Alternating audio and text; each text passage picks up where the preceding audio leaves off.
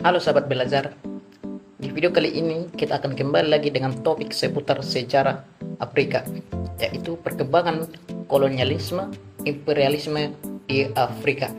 Mari kita bahas. Yang pertama itu kolonialisme dan imperialisme Eropa di Afrika.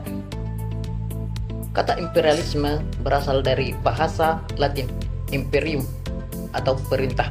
Istilah ini dimulai dipakai pada abad ke-19 dan menyiratkan usaha untuk menjalin hubungan erat antara bagian-bagian kerajaan dengan negeri induk, baik budaya maupun perjanjian politik militer. Awalnya bermakna perintah, lalu berkembang menjadi hak memerintah dan wilayah kekuasaan.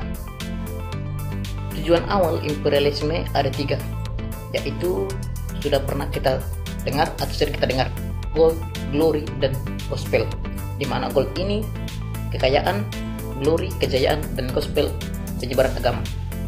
Imperialisme awal mula dipelopori Portugis dan Spanyol pada abad ke-16 untuk menaklukkan wilayah untuk berdagang.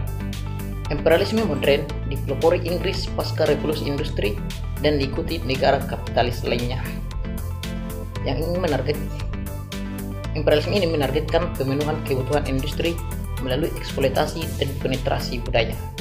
Bentuknya tersamar menjadi protektorat dominan, negara mandiri palsu, dan negara boneka. Selain mengambil bahan mentah, juga memasuk produk menjadi ke koloni. Yang kedua, kita melihat politik kolonial Inggris di Afrika. Politik koloni Inggris di Afrika mempunyai 2 pola utama, yaitu menurut tokoh yang mewarnainya tradisi C. Rhodes yang menekankan kepentingan imperium atau kaum kolonis, dan tradisi de Livingstone yang menekankan peran sebagai pembimbing bagi penduduk bumi putra. Sistem pemerintahan yang dipakai adalah indirect rule, yaitu pemerintahan tidak langsung melalui birokrasi lokal. Pemerintahan mempertahankan kebiasaan setempat dan membimbing menuju pemerintahan sendiri secara evolusioner.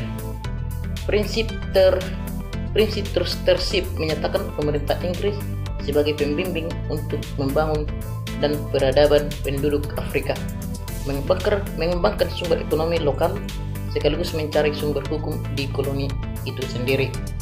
Model administrasi ini memberi kesempatan bagi penduduk bumi putra bergerak menuju kemerdekaan dan berpotensi menjadi anggota Commonwealth. Yang ketiga, kita melihat politik koloni Prancis di Afrika. Prancis menerapkan beberapa model politik, yaitu yang pertama politik asimilasi, yaitu memperlakukan pribumi sama dengan orang Prancis dalam pendidikan, hukum, sosial ekonomi, dan hak parlemen. Yang kedua, politik asosiasi, yaitu meliburkan pribumi dan membentuk mereka menjadi berjiwa Prancis. Politik divide et impera, yaitu memecah belah penduduk agar mudah dikuasai. Serta yang terakhir, politik conversion atau Kristianisme, upaya kristenisasi. Meskipun corak berbeda dengan Inggris, tujuan dasar keduanya tetap penguasaan wilayah jajahan. Yang keempat, kita melihat konflik antar kaum. Kolonialis imperialis Eropa di Afrika itu kolonialis yang intensif pada akhir abad ke-19 yang melibatkan Inggris, Prancis, Belgia, Portugal, dan Jerman yang menetapkan batas-batas buatan tanpa memperhatikan etnis atau budaya setempat. Ketika aktivitas beberapa negara mengancam kepentingan lainnya, digelar konferensi Berlin, yaitu untuk mengatur persaingan yang dikenal sebagai perebutan Afrika. Jerman memasuki arena kolonial sejak 1884, mengejar ketertinggalan dari kekuatan lainnya, memicu persaingan yang menjadi bagian dari ketegangan geopolitik yang berujung pada pecahnya Perang Dunia Pertama. Persaingan ini merupakan cerminan pertarungan dominasi global pada era imperialisme modern. Nah, kita lihat eksplorasi Eropa di Afrika ini. Eksplorasi dimulai sejak abad ke-15, dipicu jatuhnya kota Konstantinopel 1453 yang menutup jalur perdagangan ke Asia.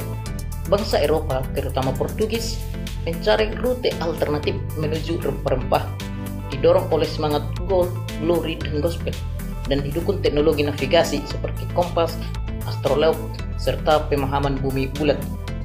Bartolomeus Dias mencapai Tanjung Harapan. Vasco da Gama berhasil membuka jalur laut ke India, menjadikan Portugis kekuatan maritim dominan dan mengubah peta perdagangan global.